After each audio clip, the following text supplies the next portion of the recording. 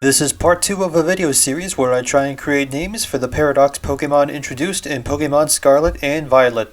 If you'd like to go back to part 1 where I discuss the ancient Paradox Pokemon found in Pokemon Scarlet, here is the card for that video, and I'll put the link in the description and in the end card. I don't feel like writing the rest of the introduction paragraph, so let's become Philip DeFranco and jump right into it. The first future Paradox Pokemon found in Violet version is the robotic Donphan called Iron Treads. Though if it were up to me, I would call this thing Treadonphan. Realizing the word Tren ends with the letter D allows its name to flow directly into Donphan's name, and so the easy thing to do was simply mash the words together into Treadonphan. The next Paradox Pokemon is Iron Bundle, the robotic menace to competitive Pokemon and the future form of the mediocre Delibird. Or hold on a moment, the Pokedex says this was made by an ancient civilization, so is it actually from the past? Though regardless of the robot Santa Bird origins, the name Iron Bundle refers to the robotic body and the large bundle it carries behind it in order to launch projectiles at its foes. I may not be able to give a Hydro Pump point blank to the face, but I can at least give it a better name. It is now Deliberate. This is a combination from the words deliver, bird, burr, like in cold temperatures, or machines going burr, and the word annihilate. The next Paradox Pokemon is a beloved creature for me and Grant, Iron Hands.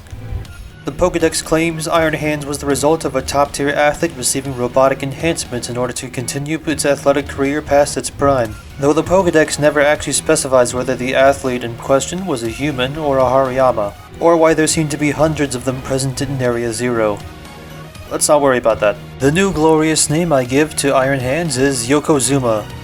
The Makihiro line have their name origins in sumo wrestling terms, such as Harite or Haritasu. To continue this idea, I thought this ultimate life form should receive a name reminiscent of the sumo's peak, the Yokozuna. Though I didn't just want to borrow another word from one language in its entirety, so I replaced the N with M from summa cum laude, meaning with highest distinction. While meant for an academic context, I think it fits just as fine in an athletic one. So as a whole, Yokozuna could roughly mean with highest distinction in sumo. Side tangent alert, the Zoom could also sound like Zoom because its overworld running speed is absurd. Most people would have reasonably assumed that a creature 800 pounds and base 50 speed wouldn't be able to charge at you like this.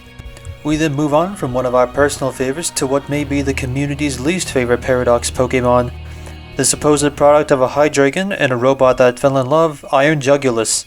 This is a Pokemon so unloved that not even my autocorrect recognized its name. While I can't give you much love or a better design, I can at least give Iron Jugs a better name that it deserves, that being Hydroidon. I simply took the original Hydreigon name and included the word Android in the middle. Next I took the beginning 2 letters and changed the spelling in order to make a reference to the term high-tech, since it's a high-tech android, and high-flying, since it needs the flying type added in order to keep ground immunity. Oh yeah, it lost the levitate ability so it could have Quark Drive. Poor Iron Jugs just keeps getting screwed over. Just like the robot that it allegedly. Next up is the future form of Volcarona, Iron Moth. This Pokemon is believed to be a futuristic weapon or a spacecraft meant to hover over the public and spy on them. Ignore the fact that this unidentified flying object is quad weak to ground. I don't think this is a government-controlled satellite of any kind, but I do think it could have a nicer name. I'll call you Sulcroma. To get this name, I simply replaced the first part of Volcarona's name and replaced it with Sol, meaning sun.